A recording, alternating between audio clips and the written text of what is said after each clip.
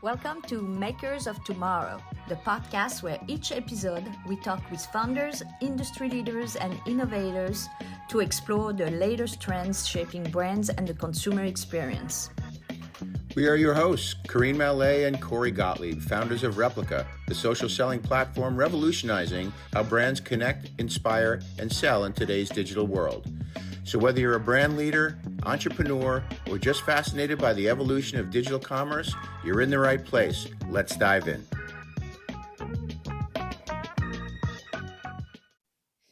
Today's episode is all about fashion, family, and fearless creativity. We're sitting down with the powerhouse duo leading Frankie's on the Park, a fashion and lifestyle brand where growing girls discover confidence, self-expression, and serious style. Joining us are Lisa and Frankie Burik. Lisa conceived, founded, and started the growing brand over 15 years ago and named it after her daughter, Frankie. Frankie is now the director of growth for the company. Now with physical locations in Chicago and Santa Monica and a robust e-commerce business, this mother-daughter team continues to guide the brand, build a community, and redefine what it means to shop for the next generation of young women and girls. Let's dive in. Welcome to you both. Glad to have you on the show. Thank you for having us. So Lisa, please tell us about your background and what inspired you to start Frankie's on the Park. Well, I have a very non-traditional background for retail. I was a biology major in college. I thought I was going to go to medical school, but I decided I didn't like the sight of blood. So I went into stayed in healthcare. I went into management consulting and healthcare. Did that for 25 years and started our own company as a spinoff of a big consulting firm, sold our company, and along the way had 3 kids, one of whom my oldest was Frankie, and decided after we sold our company back in the early 90s that I really wanted to do something different, get off the road. And again, I think this is a great part of the story because I strongly believe that people, women in particular, can have multiple careers in their lives and do things that ignite a passion that is completely different than where they started or where they might finish. And Frankie, my oldest daughter, really had always expressed herself through fashion and style. From the time she was a little girl, she would wear my mother-in-law's scarves as dresses, and friends would ask her to come over and help style them for black ties. And it just was like her art. And it made her feel good and confident. And we would travel together and go to different places where they had stores and boutiques that were maybe a little more focused on that kind of growing girl, but not in Chicago. So we always would lay in bed at night and say, we should do this one day.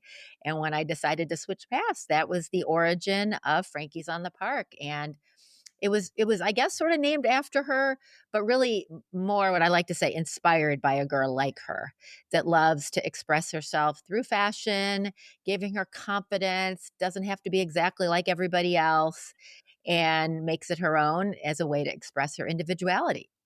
What a great story. So Frankie, please tell us about your journey and what it's like to work for a brand that you helped inspire. Yes. Well, I obviously grew up with Frankie's. By the time Frankie's was actually open, I think I was in 8th grade, but it had been like 2 years of planning when I was in my middle school years and felt like I was totally along for the ride, which was a really fun part of my growing up. And then my first job was, working in the store as like a part-time associate on the weekend. So it was always a part of my youth. And then when I left Chicago for college, I went to New York. I knew I always wanted to do something in fashion, and I was in the luxury fashion world for a bit immediately after college doing marketing for Burberry. And I loved that. And then I kind of pivoted into beauty and then eventually hospitality, working with the One Hotels. And along that ride, I actually started my own clothing brand as kind of a side hustle called 8 Apart. And it was called 8 Apart because me and my younger sister, Nina, are 8 years apart. And it was really designed with the idea that something that an older sister and a younger sister want to wear is often the same thing, but it just needs to be designed with flexibility and fit in mind. So adjustable straps, waistbands, things like that. And that was developed and produced and manufactured all in New York while I was working these other jobs. It's kind of a side hustle. And it really sparked An underachiever right from the very beginning. It was always my dream to live in New York and work in fashion and work at these name brands that everyone knew. And then I was there and I was like, this is kind of hierarchical and not that creative in reality. And I was longing for a little bit more of creativity and entrepreneurialism. So I tried to do it all. And you have that fast paced energy in New York that really prompted that kind of lifestyle. And then COVID happened and I was still doing A to Part, of course. And I was working in hospitality, which was not a great industry to be in 2020 and beyond.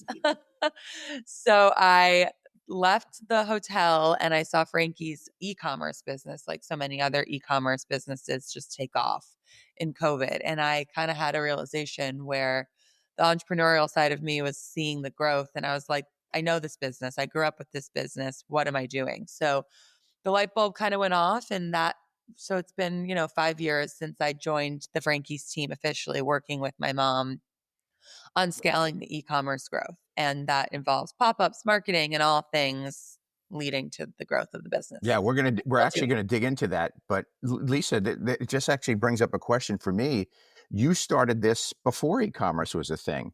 How have your goals, that you had when you first opened your store, like how have they evolved now as a brand over the last 15 years? Yeah, and that's a great question. And it's where I think having a non-traditional retail background helped me. My background was business, and I really, I'm always thinking about strategically what's next, as opposed to like entrenched in an old way of doing things. So I very early on before COVID, I thought, well, we need to have a website or an e-commerce capability. It was very small, maybe 5% of our revenue, but I'm like, we have to have it because this is like part of where the future is going. This is the thing. The internet's going to stick. It's gonna stay. It's gonna stay. And I'm an entrepreneur by background, whether it's starting a healthcare consulting firm or a tween business or a nonprofit foundation, which I've been involved with. I just always like to think about new businesses and how to grow the businesses, and that requires you to think about how things are going to change. So we had a website and an e-commerce business well before COVID, probably 7 or 8 years before. So we were really well positioned. It wasn't a big part of our business, but we were well positioned. But so that's what allowed us to really scale through COVID because we were one of the only, tween focused brands that really had clothing, accessories, special, clothing, if you will, for this age group, which continues to needed clothing, maybe different, maybe more relaxed, casual, loungewear kind of clothing, but clothing nonetheless. And you mentioned that you had 5% e-commerce sales in the beginning. Can I ask, what is your percentage of e-commerce sales now? About 40%. 40%. Okay. So your retail strategy is still a very, very important Very part of your Very important. journey. And I truly believe, and Frankie can talk about this more because she leads our pop-up initiatives, which really have enabled a lot of our e-commerce growth, getting face-to-face with customers where they live in their communities. Mhm. But I strongly believe that face-to-face retail, whether it's permanent brick and mortar, whether it's pop-up, whether it's activation-oriented, is an essential part of retail in general, but particularly for a tween customer. We're very much a community, and it's hard to create community entirely virtually. So we strongly believe that the great triumvirate of e-commerce, permanent brick and mortar, and pop-up experience activation oriented is the secret sauce to success in retail. We definitely want to hear about the pop-up stores in a minute, but I'm wondering, how has in-focused business changed over the years? Because obviously the methodology for selling to this audience has clearly changed. You went from 5% to around 40%. You've opened up a new store. You're doing pop-ups now. So like when you first started to now, how would you compare the difference between like just the business of a teen-focused business? The number one thing I would say is that tweens are growing up quicker. They're growing up and wanting more mature styles quicker. They have access to fast fashion in a way that they never did before. Social media platforms like Instagram and YouTube and TikTok is giving them access to different ideas and different models of inspiration. So I think we've had to really evolve and pivot our buying strategies and how we promote and present our brand. And we have to manage that because, our customer is the girl, but it's also the mom. And the mom has to feel comfortable with how quickly their daughters or the dad or the grandma, whomever, how quickly they're growing up. So Frankie, you want to jump in?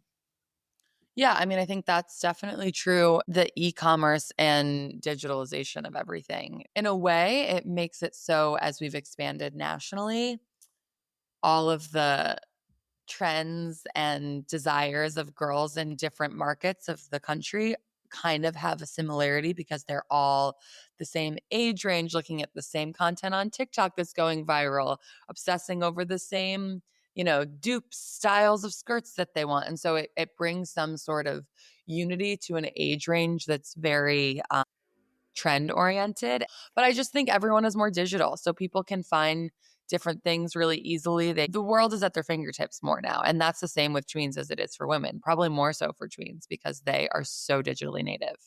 Well, that's a positive and a negative, right? All of a sudden, you're in a very, very crowded space. I mean, obviously, your physical location, people can pass by the store and all of a sudden, they're in your environment. But in the world of e-commerce, it's a crowded space, and being able to put your message out there in front of others and be recognized and be noticed is not easy. You actually brought something up before that I want to just hone in on. You mentioned that you really have two audiences, the moms and the teens, and that makes total sense. But since the moms usually control the money, but the teens are kind of opinionated about their personal appearance, who is your core audience for your marketing efforts? Do you try to reach out to both of them? For our marketing, how we present ourselves physically and digitally and visually, it's really for the girls. We want it to be a place that a girl can relate to and aspire to be a part of and drag her mom. And then once mom gets there, it's not offensive. It's mom friendly, but it's not made for a mom. It's made for a girl. Our models are all real girls in our LA community that a lot of people recognize and know and get excited to shop because they see a girl at their school that they think is awesome. And all of our colors and our iconography and our messaging, that is really for the girl. The only place that we sort of speak more to a mom is really our email campaigns because those are moms that are on our email list. Our girls are on Instagram and TikTok and social media. They're not subscribing to the email list at age 10 and then converting. So it's like No, a but balance. I mean, what you're saying is that we don't necessarily only have one audience we have to reach, and so therefore we have to think about the authentic ways that we can reach both of those audiences. The email list makes perfect sense for the moms, but yeah, social media and being a little cooler and kind of putting it out there in a different way to the teens must be imperative to your marketing efforts. Yeah, and it's pretty consistent because we don't cross the line. We're never going to put anything out there that a teen is obsessed with and a mom thinks is completely wrong. So it's always going to be mom approved for the most part, but the tween, it's going to get them excited and it's going to look relatable and aspirational for them always. Got it. So, who are your best brand ambassadors, like influencers, brand advocate, your sales associates, your I think customers? that I mentioned when I was in high school, I had my first job working at Frankie's in Chicago as a sales associate. And that is something that we do in both of our stores to this day. We have high school girls in both Chicago and LA from a variety of schools in the area. And those are great ambassadors, not only because it's feel good for us as far as our ethos and being a place where girls can really properly grow up. And it's very full circle in the sense that they shop at Frankie's, then maybe they are looking for a first job and we're the natural place and we get to really give them that first resume builder to set them out into the world and give them real work experience. And that's amazing for us.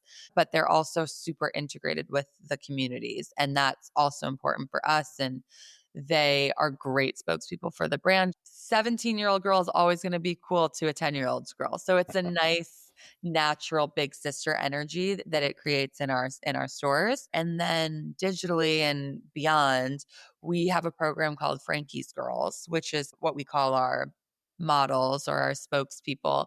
And you'll recognize them if you look on our Instagram and then you look on our website. There's a handful of girls whose faces are everywhere. And we use the same cluster of girls to model. And we try and have a nice representation of all sorts of different girls and ages. And those girls are, like I said, people that get recognized often. It will never be a store that just has a bunch of random one-off models here and there. You want to recognize the girls. So you set an environment where in your store where it's comfortable and moms and teens can shop together, and they could even be speaking to a store employee that is of the same age as the person who's shopping, which I think makes it really, really nice. How do you extend the reach or the influence of these sales associates? Because they're really your best brand advocates, right? They know the products the best, they know the fit the best, they know the style the best. But largely, I would think that they only have that opportunity when people come into the store. So have you thought about ways to expand the reach of those, product experts beyond the walls of the store? I'll jump in here. Our amazing Chicago store manager, her name is Susie, and she a few years ago decided that a great way for her to continue to grow the reach of her business in Chicago was to have her own Instagram handle. It's called Something Susie G, and she has several thousand followers, and she goes out to the world. And these are not just Chicago people talking about new arrivals and fits, and she does little photo shoot posts with some of her customers showing what they love and how it fits when they come in the store. But it doesn't just reach local people, it reaches people that she's met through her pop-ups and who she's met through various holiday shows in different cities that she's done. Our store manager in LA, who's similarly fabulous, has other ways that she reaches out to. Not just LA is kind of special, Santa Monica specifically, because they have their LA area customers, but they also get a lot of tourists that visit LA. So she has her way that she stays in touch with people from all over the country, and they become very loyal online shoppers as well. So, The other so thing, yeah, I'm go ahead. sorry, go ahead. No, I was just going to say, so that's how the store managers are using social media to drive Yes. inspiration and hopefully traffic back to the store. I guess what I'm kind of thinking is if you've got this network of young, popular people, mostly girls that work in your stores, how do you tap into their network so that they could advocate on behalf of your brand? Again, one of the reasons why we started our company, Replica Software, was from Corinne's retail experience. And she was working at Neiman Marcus for 20 years. And she realized in the last few years that she was there that all the inspiration was trapped in the store, but the consumers were kind of more and more mobile and discovering in different ways. So I'm just wondering if you had thought about ways to maybe tap into the networks of your young sales associates to kind of broaden out that reach a little bit. Yeah, I think the most simple way is really just the word of mouth, the old school, not glamorous word of mouth. And everyone loves a story of a girl that has been working all throughout high school before she goes to college and is really setting her up and wants to support her. And we do lots of events for the community as well. So that's really more localized. But these girls are, our stores are in really metropolitan cities where they go to camp. They have friends in New York. They have friends in Miami. They have friends in the Midwest. They travel to Europe in the summer. They have their parents work in entertainment. The word of mouth for our customer base is extremely powerful. And that's something when I joined Frankie's with my own experience building a brand from the ground up, I was like, whoa, there's some foundation here that's really special. We have a higher end customer and they're shopping for their daughter. So there's kind of no rules when you're shopping for your daughter. It's different when you're shopping for yourself. You give yourself more Tell me rules. about it. I have two. Yeah, it's just different for Right. your kids. It's kind of not the same. And the network that we serve is pretty legit. And so the word of mouth is very powerful in that sense. And it goes beyond the store. Yeah. We've also experimented with a concept we call Frankie's Icons, where we've reached out to girls that have reached out to us. We would love to model for you. We would love to be involved in your brand in some way. They're located in Nashville, or they're located in Charlotte, North Carolina, or, Dallas, Texas. And so over the years, from time to time, we've profiled these icons and allowed them to showcase their style and on our website through our social media. And that's been really fun. We're just interested in like what your style is and how you kind of are looking at trends and presenting them in your own ways. Amazing. And do you highlight that on your website? And Yes. is it Yes. this if they're Yeah. wearing something from Frankie's, could And even somebody if click on it and go yeah, right to the absolutely. And again, I perfect? feel really strongly, again, I'm about selling the stuff I have in my store, but it's not always just that. Mhm. Sometimes it's just a style that is aspirational. We keep going back to this word aspirational, and it really is what we're all about is we want girls to aspire to something really positive and really motivating that make them feel good about themselves. Sometimes it inspires us that we want to go and add something to our product mix. So it's a kind of a two-way street in terms of involving the girls as ambassadors and as we call them style icons, that helps us further develop our brand identity. Absolutely. And it makes you more of a brand and a community than Yes, just people trying to hawk clothing to young people. It's a big difference. And I guess you've obviously figured out the magic formula here because you clearly understand, both of you, the power of the community and being yes. authentic to that community and continually serving that community as it evolves. So I Got mean, it. that, That's right? that's our goal. That's our aspiration is to create a community for these girls and to be able to do it in a way through our unique part of it, feeling, empowered to express their selves and to do good and to feel like they can do anything. Going back to our pop-ups though, as kind of a very powerful tool. Those are very strong programs for us. And a lot of these pop-ups are in people's homes. Some of them are in retail spaces, some of them are in event spaces. But using the example of one that's in someone's home, I mean, it is so exciting for a mom and daughter to set up a little Frankie's pop-up for a few days in their home and invite all their friends and curate the collection that they bring to town and That invite must all be their friends. incredible. So that's another example of beyond just our stores. And those hosts, if you will, for the most part, are sourced through e-commerce customers that find us through e-commerce. But we say, would you like to, really experience Frankie's in real life and the chance to meet Frankie? Oh my God, it's like a dream come true for these girls. So We I don't felt the same way when we met Frankie. know. But how does that pop-up work? So if somebody does that, which I think is an incredible idea, do you then send them a bunch of merchandise so that they can have it in their home? Is that how the pop-up works? It's like a Yeah, trunk show, right?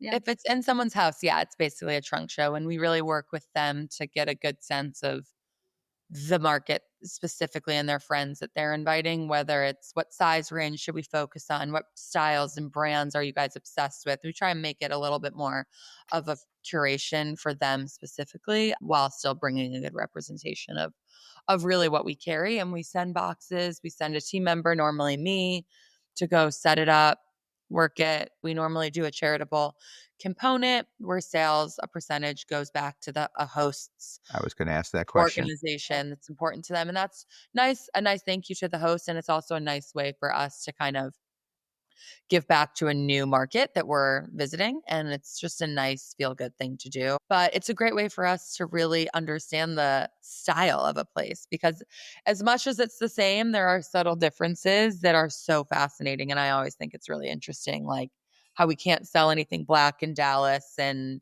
we can't sell a ruffle in New York. I mean, it's just so interesting, those little fine tuned Corinne's details. got 100 of those stories. Yeah, that was my background at Neiman Marcus. All our trunk show going to our customers, you couldn't sell some colors in some regions, Yeah.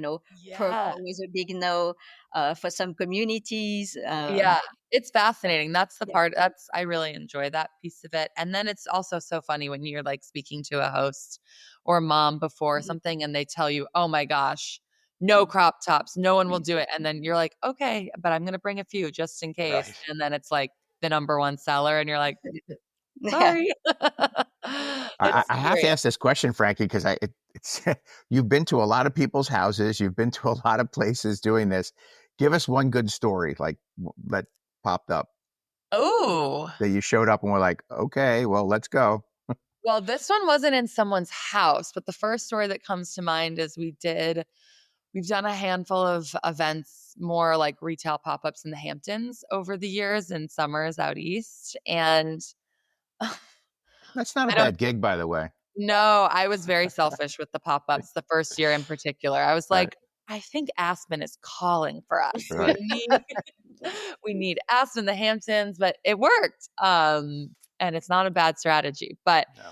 it was our second, I think it was actually our second year doing a summer in the Hamptons. And we had, I don't know if you guys are familiar, but there's an amazing frozen yogurt shop in Sag Harbor that's very much our demographic. It's like where all the girls go after dinner, they get their froyo, and it's a spot.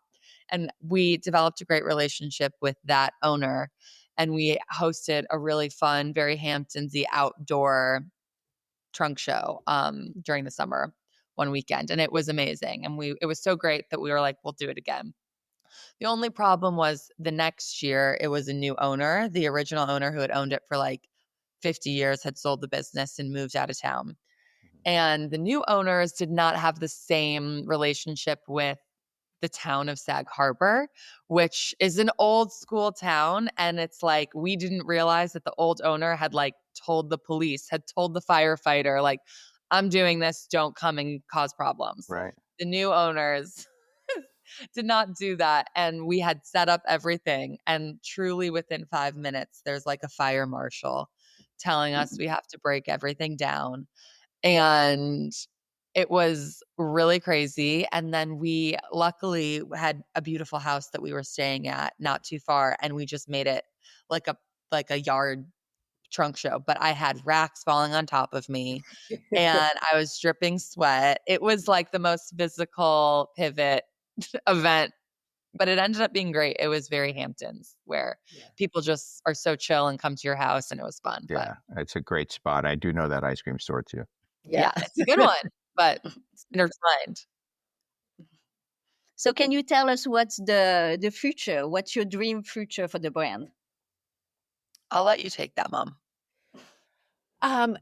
I think to continue to evolve with the changing retail landscape. I think we pride ourselves in continuing to listen to what people are telling us, to continue to see what new brands are developing and be a home for them, continue to work with our vendors to figure out new collaborative ways to do activations together, to figure out markets that we continue to go through our pop-ups and other strategies, and to really use our e-commerce, a very huge focus on expanding e-commerce, but to do it in a more feeling a little more like it's a community and not just a place to buy clothing, hawking clothing, as you say. So I think even more focus on e-commerce and all the digital strategies, but really as a vehicle to create more of a feeling of an in real life experience. And there's a lot more things that I think we can do with our e-commerce to create more feeling of community. So I think it's more and more emphasis on e-commerce. I think there might be more stores in the future, but we may not necessarily own them all. There may be relationships with brands or relationships with local communities. I do feel like brick and mortar needs to have a very strong base in the community that they exist. You can't have like a foreigner from Chicago come and try to open a store in, Texas. It's got to be really coming from within. These pop-ups maybe on a more permanent basis that emanate from these communities. So I think it's really using technology, but never using technology as a replacement, but rather an enabler of person-to-person feeling. It's a delicate balancing act, right? Because, you want that in-store experience. You want to be able to physically meet your customers, understand their style, and create an environment that makes them comfortable. But the notion of building new stores with real estate and everything else, and then staffing issues, it's almost easier. Well, it is easier to build an e-commerce platform that, drives sales.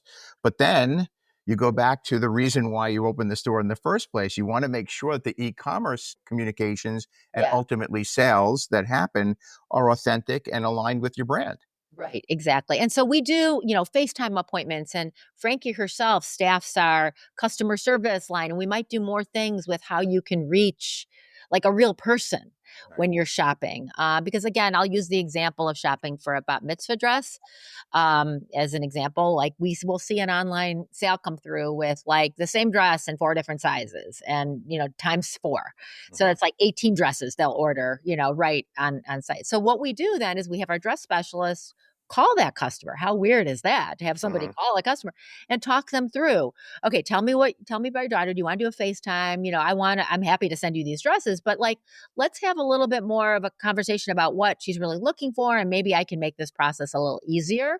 So kind of using that inbound experience as an opportunity to have an outbound conversation that actually helps that experience and makes it feel more personalized and more like you have a friend in Frankie's that's really helping you through this somewhat difficult buying experience. So those kinds of things where maybe it starts as an e-commerce, but it's fast follow some sort of a human interaction that really helps the customer through their buying experience.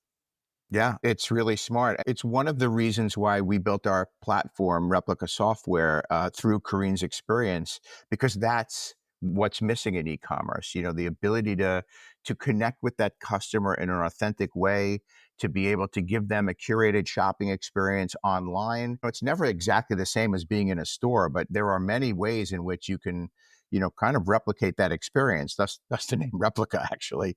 Yes. So we will take that offline, and we'll talk about that. But wow, what a journey! What a Yeah, journey that's you guys have exactly had. the kind of partnerships we're looking for in the future, where we can work with other technology companies, platforms, brands, other retail stores for that matter. Another idea that we've, some of the format which Frankie didn't talk about for our pop-ups is where multiple brands come together and do a pop-up and introduce each other to each other's customers.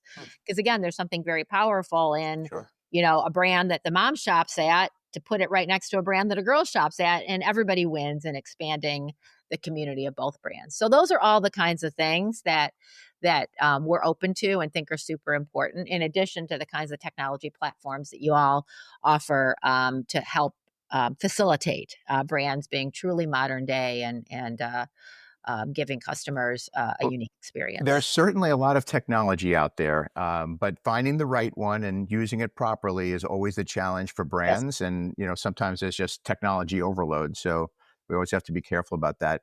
I just want to thank both of you for sharing this incredible story. I love the mother-daughter dynamic. It's not only heartwarming, but certainly a blueprint for how intergenerational collaborations can speak and spark to innovation.